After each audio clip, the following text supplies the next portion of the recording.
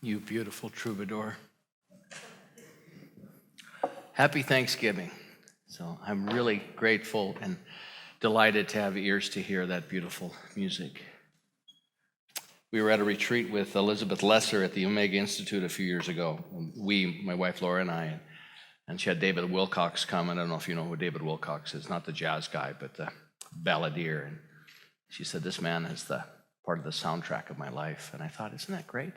We all have a soundtrack for our lives. And Martin is part of the soundtrack of our lives, if we choose. We can say no, but he is for me.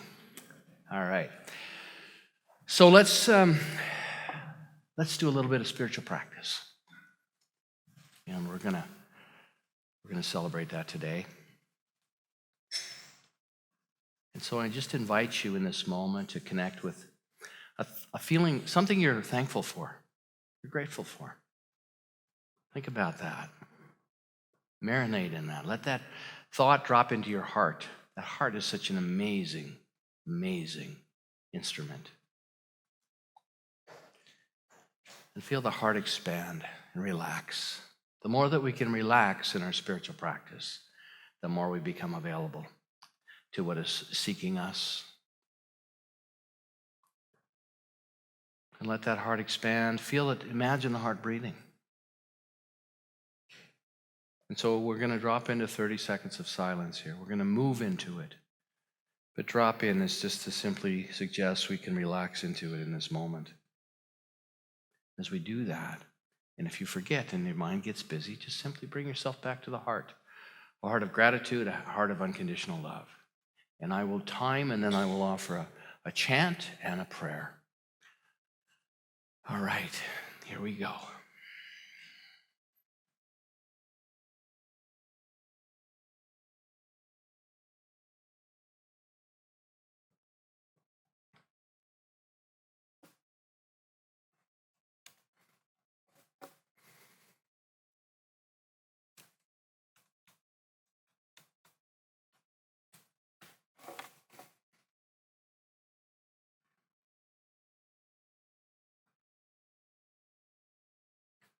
In this very room, there's quite enough love for all the world. And in this very room, there's quite enough joy for all the world.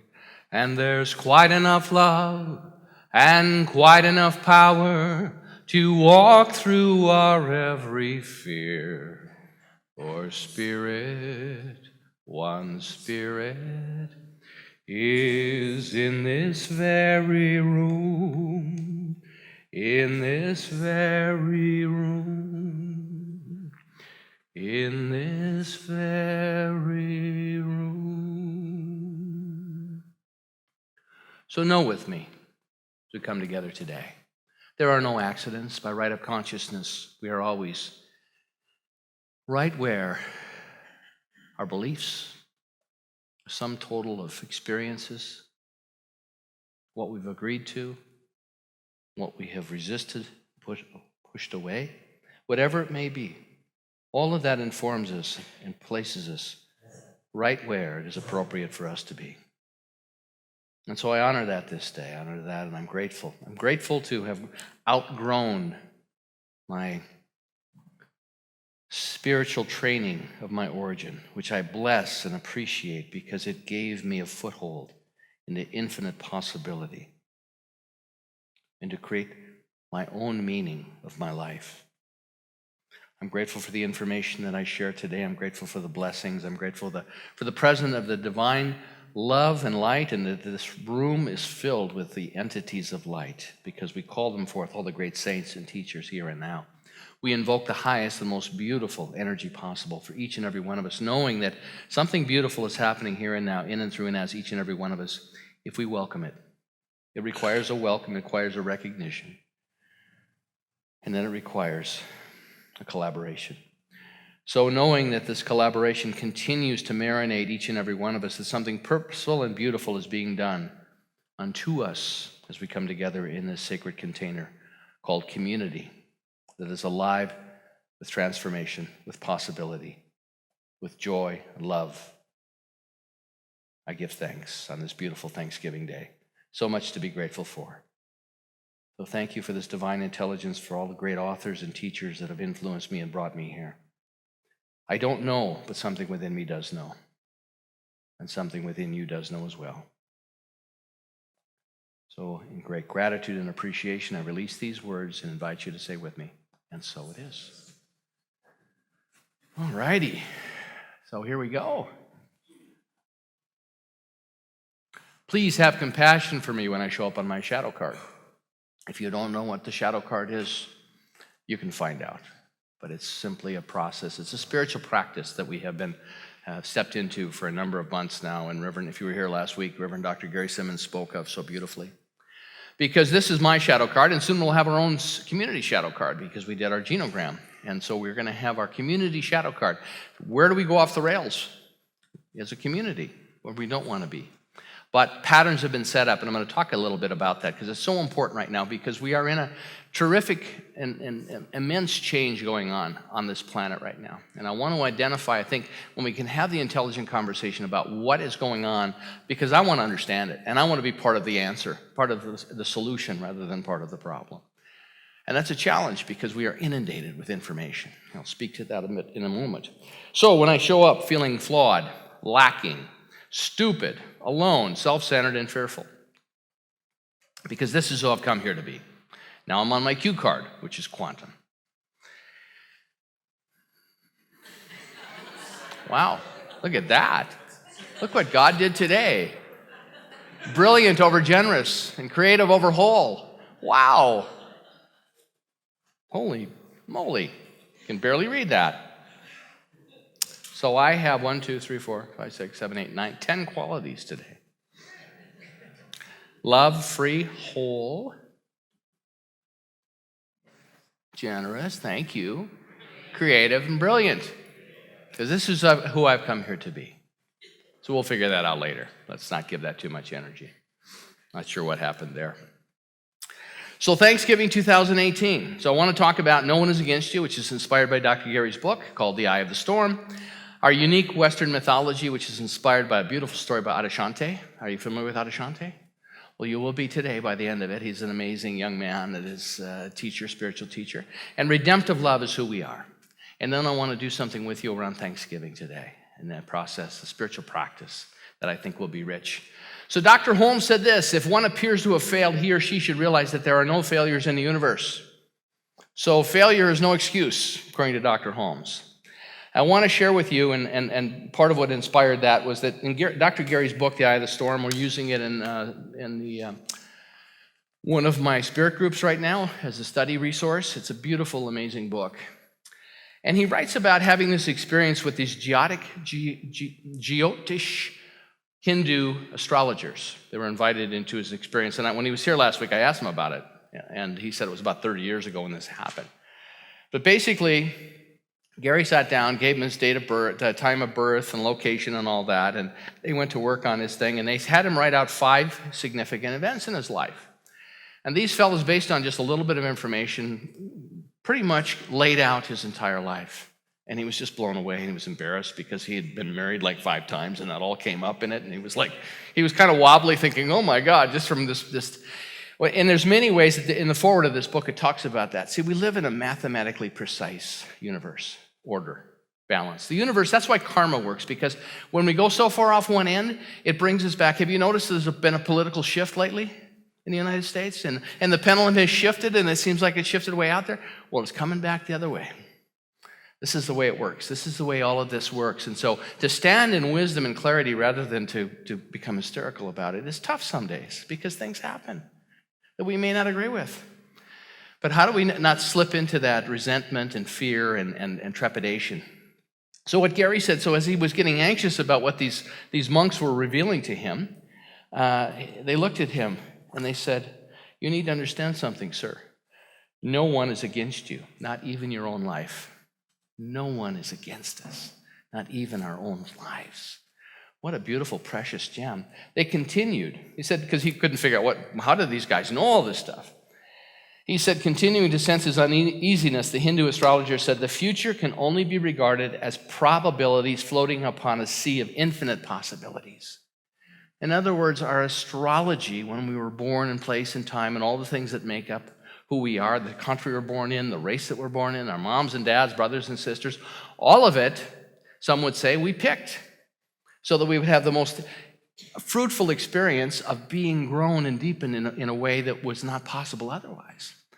But what happens is astrology inclines, but it doesn't compel. So we are always at free will. We always have choice. But it's interesting to look at patterns. So what they said to him was, what makes us so predictable? How can they predict the future? What makes us so predictable? He added, is that attention and awareness continuously reframe the present moment to the context of past influences. So we become predictable because we're in a consciousness based on our past, and we keep replicating it. We keep having the same experience over and over again, as they say in the 12 steps. To expect different results and continue to behave and think and act the same way is an act of insanity. And so it's not anything mystery. It's just that we have patterns. We show up with certain ingrained patterns, and they keep playing themselves out until we start to wake up and do it differently and to become different. It's not about having, it's about being. So consciousness, they continue. Consciousness is poured into the creative framework of attention and awareness to set in motion the forces that organize the manifest universe. If consciousness is in bondage to the past, or if attention is mesmerized according to ingrained patterns of awareness, the future is simply an extended line from here to tomorrow. In other words, we just keep repeating over and over again. A lot of words, could be difficult to follow. It's right at the beginning of the book, first chapter, if you're interested in a copy. So that's what makes the future predictable. So if we're not changing anything, we're going to have pretty much the same experience, whatever it may be in our lives. And so I want to tell you a story about this young man that I think is quite remarkable. Carl Jung said this first: if our religion is based on redemption, our chief emotions will be fear and trembling. You know people like that? Ernest Holmes tells a story of his dad took him there. He was the youngest of 9 boys. They took the horse and cart, and the whole family went to church one Sunday, and they went to different churches because they weren't really tied to any one particular philosophy, but they wanted to explore them all. Ernest read the Christian Bible every day of his life. He said it was one of the most important books he'd ever read. And the minister got up that Sunday and he said, "You are all worms in the dirt. And pray that you get into heaven." And he went on for about 45 minutes. And on the way home, they could see their dad was really contemplative about what had happened. And he finally stopped the horse. They were on the dirt road going home. They lived out in the country. And he walked back to them. He got down from the seat where he was driving the horse, and he walked back and said, "Fellas, I just need to tell you, I want you boys to know something, that minister's a really, really good man. But what he said today is not accurate. None of you are worms in the dirt." He grew up in an environment where there was no shame. They were never shamed. So I want to talk to you about this young man, Adyashanti. So that's a picture of Adyashanti. Adyashanti was born in California. He took Adyashanti, which simply means primordial peace. And I want to tell you his story because it ties in so beautifully, and it's one of the things I'm so grateful for on Thanksgiving, of what his story was. So he had an experience that put him on his path. So he teaches and he writes. He's an author. He's written some beautiful books. Falling into Grace is one of my favorite books by Adyashanti. Wonderful man. Grew up a Southern California kid and grew up on this path. Started meditating when he was 19. And he talks about the epidemic of emotional and psychological unworthiness. Dr. Ernest Holmes called it the universal "I'm not good enough." Many names for it. But it is uniquely powerful and potent in the West, and I'll tell you why. So what comes with this emotional and psychological unworthiness is shame. So shame is different than guilt. Guilt is, I did something wrong. I made a mistake. Or I lied, or I cheated, whatever it is. I wish I hadn't done that. Or you don't care. Shame is, I'm wrong. There's something inherently wrong with me. So we share a deep, as Adyashanti says, we share a deep and dark sense of unworthiness, and everyone has his or her own unique experience as a result. When you look out at the world and what's happening right now, you see a lot of that unworthiness playing itself out. This core wound is fundamental. This deep unworthiness is connected to the religious and spiritual traditions of the West in particular, but it's universal. It's across the planet. And this is why the epidemic is so prevalent in our culture. especially right now. The core wound is universal, but in the Eastern traditions, they have their own story. So in the Eastern, the Buddhist, and the Hindu traditions, they sense it. But see, they ask, why do we suffer? What about us creates suffering? It creates violence and sadness. So in the East, they call it the original mistake. They say it's an ignorance, original ignorance, rather than original sin. So it's something we don't know. It doesn't make us stupid. We just don't know. We forget. We fall asleep in it. Forgetfulness about our true nature. We forget who and what we truly are. Somewhere along the line, we forgot the truth of our existence. It's that simple. In the West, it's not just forgetting. Our mere existence says, just because we're alive, this unspoken many times idea that is part of the fabric of our culture says, your existence is a declaration that you are wrong. So when we go out in the world and we watch what's happening, so many people are just living out this mythology. We start to feel this, and so we start to feel this split. And the split has been researched, and it happens when we're little babies and we don't get what we need right away. It's the development of personality. It's a perfect system, although it doesn't feel comfortable. We start to feel separate from one another. We separate from one another. All kinds of suffering and sorrow follow because we're separate from one another, from life, from God, from ourselves. So in the West, the sense of separation cuts closer to the bone. It becomes more deeply entrenched in the emotional experience of shame and unworthiness. The mythic stories in the West that are told because we feel separate and estranged from ourselves and others. Our story is something is essentially wrong with us starts in Genesis. What happened in Genesis? Adam and Eve got together. And what happened? They ate the wrong apple from the wrong tree. And you know whose fault it was? It was Eve's fault. It was a woman's fault in the story. Right? When we watch this Me Too movement, what's happening right now, we're waking up. Because we need to take the myth with us, integrate it, but we need to stop fulfilling it. We're here to take care of one another. I mean, it's all this stuff going on with this stuff, and I don't know what's true, what's not. I just know that we can do better. We can do better. We're here to care for one another. It's that simple. Are we caring for one another? So it's a deep existential, and existential simply means that we are given the opportunity to give our own life meaning. But what happens with many people, what's going on right now is, there's no truth anymore. Everybody's truth is relative. My truth, your truth, is all relative, but there is truth. But we don't believe that anymore. We don't live that way anymore. So everybody's truth is precious. And in fact, my truth, if you're not believing my truth, you're wrong. That's what's happening right now. And so it's the relative truth of where we are, giving our life meaning. But there is a truth. And the truth is there's one life. There's one power, one source. They would participate with. That life is perfect. That life is God. That life is beautiful. It's loving intelligence. And that life is mine. That's the ultimate truth. Whatever tradition you come from. Christians believe that if you drill deep with the Christian philosophy. You know, I read a statistic the other day that 70% of Christian men that declare themselves Christian, have a problem with pornography. Isn't that interesting? They can be so devoted to a spiritual path and then struggle so much with their own identity and how they deal with their own sexuality. I mean, it's just a fact. Just saying. So what's missing there? Could it be that this unworthiness has not been resolved? So it's hard to help other people and be productive in the world when we feel unworthy all the time. Because much of what we do, then we feel like we're fake. So in the Buddhist or Hindu tradition, the myth is we just fell into a state of ignorance. No big deal. Wake up. Stop it. Why do so many people go from the West and find these Eastern traditions? Because it's easier to get there. It's more, we don't have to unravel all this unworthiness. You still have to. But what a beautiful thing, what a refreshing thing to realize, well, I'm not broken. I'm just ignorant. Doesn't mean I'm stupid. I just don't know. In the West, it's much more personal. Adyashanti started let me tell you about Adyashanti. That sets up Adyashanti's story. So he was 19 years old. He started meditating. And he was in his meditation for about 4 or 5 years. And he built this little hut in his backyard. He was so committed. I mean, I just love this little guy. So he's in his meditation hut. I think he was near San Francisco somewhere out in the suburbs. And he's in there. And all of a sudden, he has this amazing experience of meditation. Just this download of confidence. It's just like, oh, my God. I'm just grounded in my divine nature like never before. Because up until that point, he'd been very aggressive. He'd been very much about this getting it done. Let's get it done. Let's find God and got to go. And he said as soon as he had this experience, that all that striving and struggle just evaporated. And he thought, wow, this is amazing. And he had been going to a Zen Buddhist monastery for training.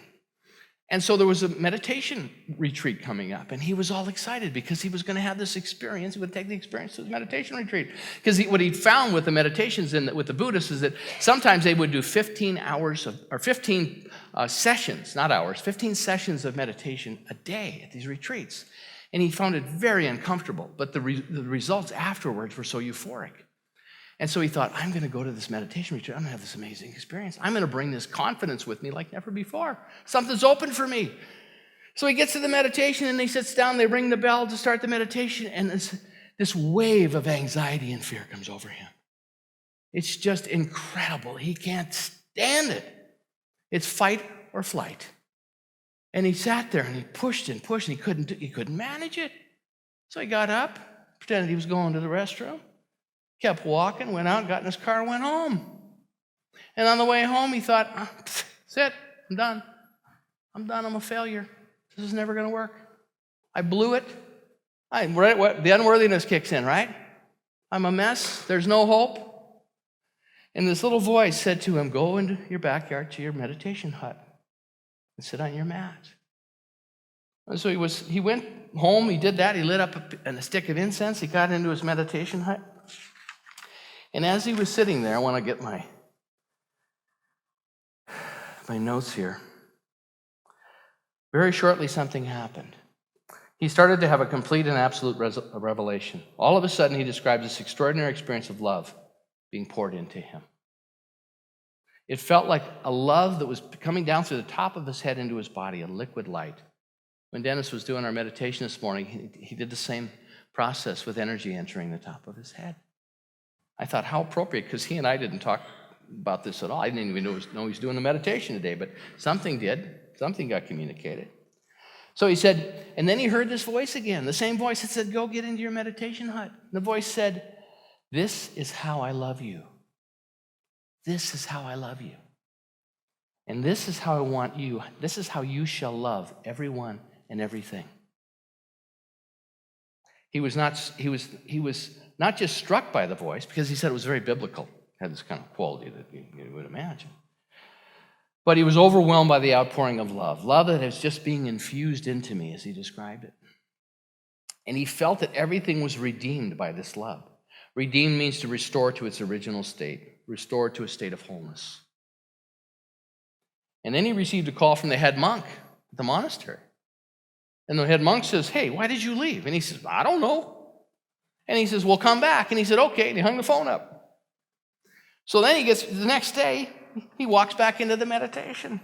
And the monk that was facilitating the retreat, not the one that called him, but the one that was facilitating, said, you should never have left, and you should never have come back.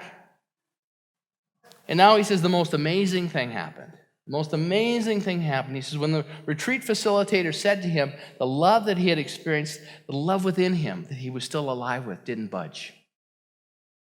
And he said, in fact, he felt such a deep sense of appreciation and gratitude and joy because him telling me I shouldn't have left and I shouldn't come back didn't budge the quality of love that had been poured into me. And I felt so grateful for him saying what he just said to me, because in the past it would trigger him. He didn't get triggered.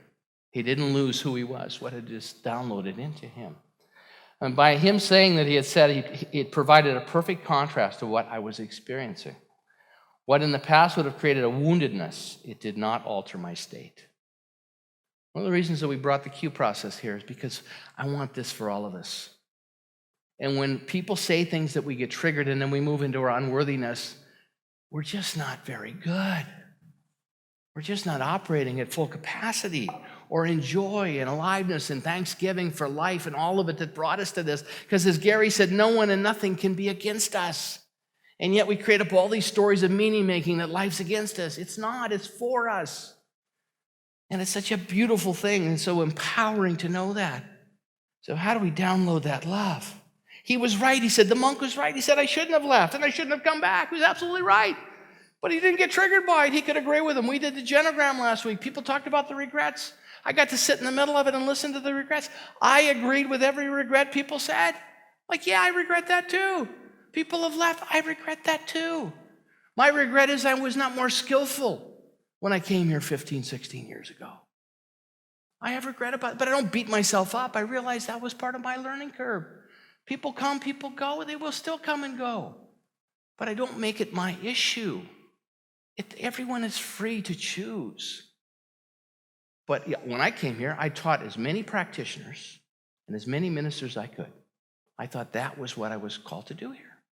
I would train people, and after a while, because life had not transformed beautifully or wonderfully, or I said something to them, or someone else said something, they leave.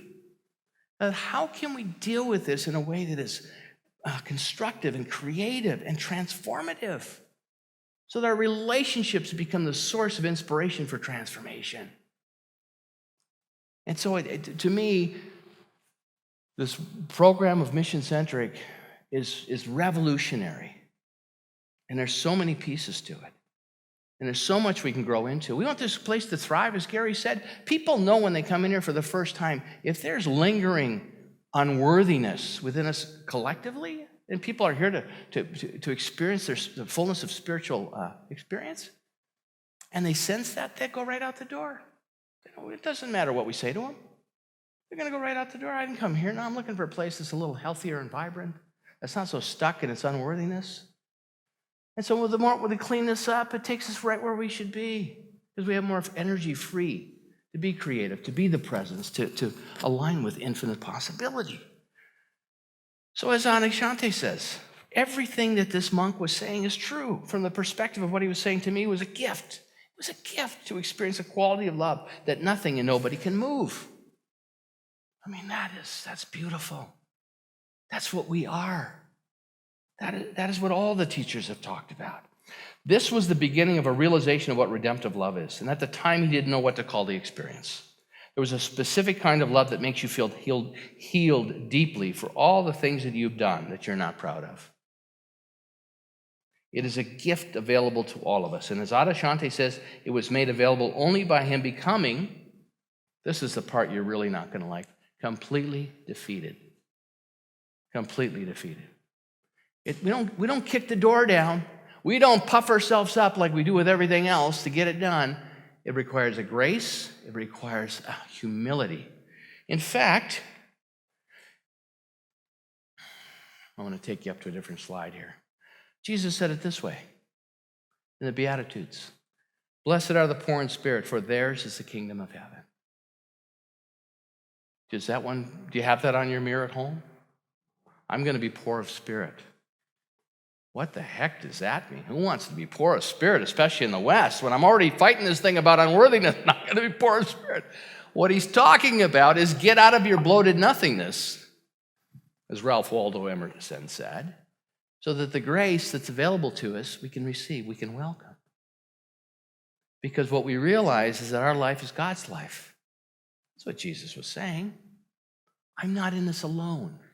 I'm partnering with this divine energetic of loving intelligence and infinite possibility and transformation, because that's why I showed up. So I had the right mom and dad and the right brothers and sisters and the right teachers. A couple of those nuns that I worked with, they could have gone 3 or 4 rounds of Muhammad Ali and probably put him right on his backside. They were good. Sister John had a right cross. It was incredible. All of it was perfect, because it put me right where transformation can happen. But it requires a grace. When we worked with Joe Dispenza in Toronto, Joe keeps you tired all the time. He wants to keep you close to the delta state, where you almost fall asleep. And sometimes I just fell asleep. I'm like, I can't go anymore. After about 7 days of it, I'm like, I'm taking a nap. I'm gone. At the last day, Laura said, I kept nudging you to wake up. After about 7 nudges, I gave up. But the point is that it helps put down the walls. It helps, and we're safe. But the grace, that's why meditation is so potent. We can't get there kicking and screaming and kicking the door down. The soul doesn't respond to that.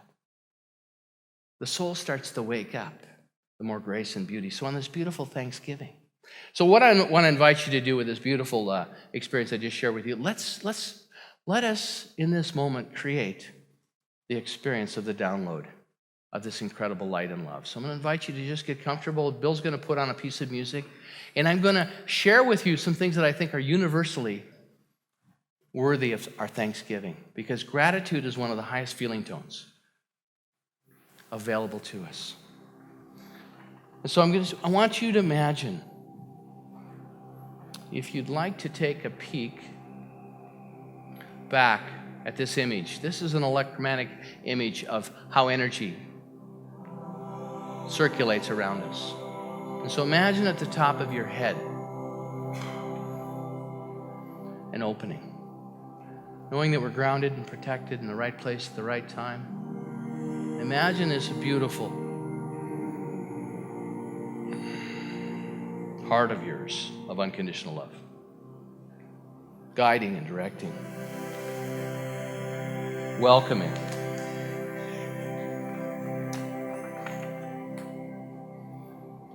And so let's let gratitude invite that download of beautiful healing energy, washing away this idea of unworthiness. What's the next awareness? What's the next opportunity? Something within you knows.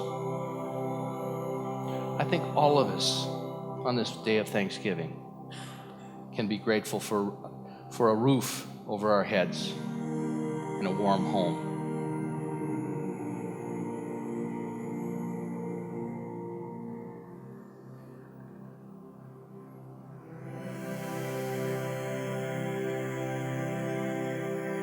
We have plenty of drinkable water.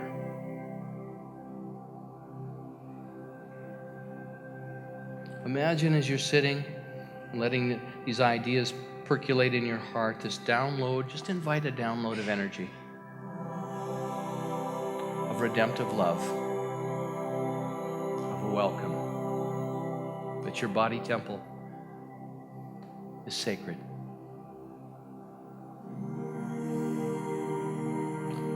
Gratitude this day that we don't have to go hungry, that we have healthy food available to us and the wisdom to discern. Feel that energy download. Just open yourself to it. Just relax. This loving intelligence knows what it's doing.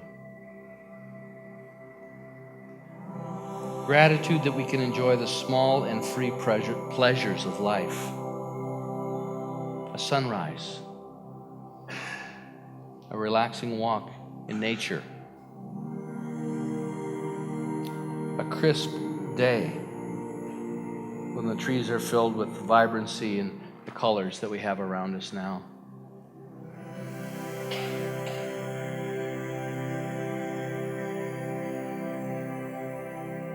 Access to the internet to gather any information that we long to experience, or music so readily available, inspiration, resources.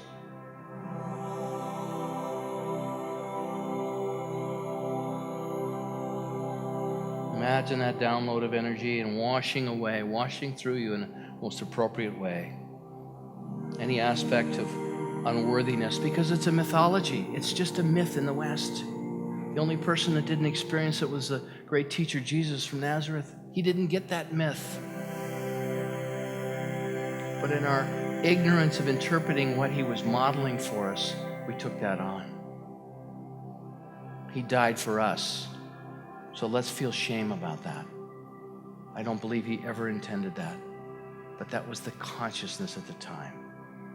And so we just honor that original ignorance, but it no longer works for us. Gratitude for friends and family, for love, support, kindness, and all the fun they offer. Gratitude for your health. The kindness of people that I've never met before. The kindness that touches my life. Even though I don't have a relationship with someone. people that care deeply about a product or a service or an idea that they share and develop. To go to a new environment and have people be so loving and kind. I'm grateful for the setbacks that have formed me and made me stronger.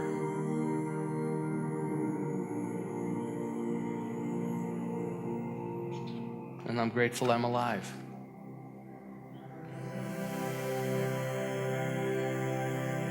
So we don't have to earn this love, as Adashante said, when he realized this was unmerited favor, unmerited love. But we do need to know it's available. And we do need to welcome it. And so let us know that it continues to work for us, that is always available to us, and in any time we find appropriate that we can ground ourselves and invite that into our experience as it washes through us. And so that we can love our sense of being unworthy. We can integrate it, but we no longer have to let it trigger us. It can't budge us from the love that we are. It's not so much doing, but allowing. And so let's know this together on this beautiful Thanksgiving, that we are guided and directed in every good way, that there's something powerful and beautiful that's finding its way to us, through us, and as us. There's an intelligence that we are immersed in. And to practice the forgiveness of self and others in such a beautiful way, to clean and dissolve the dross of that which is no longer required for our journey, to open ourselves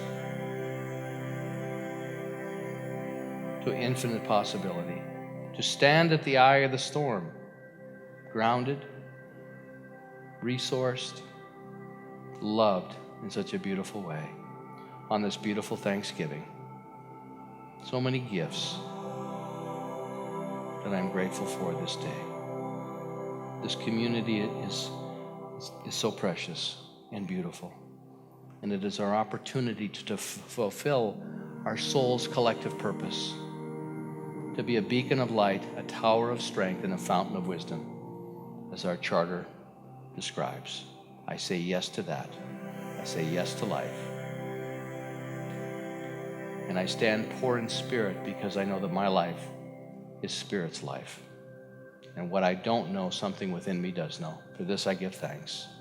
Together we say, and so it is.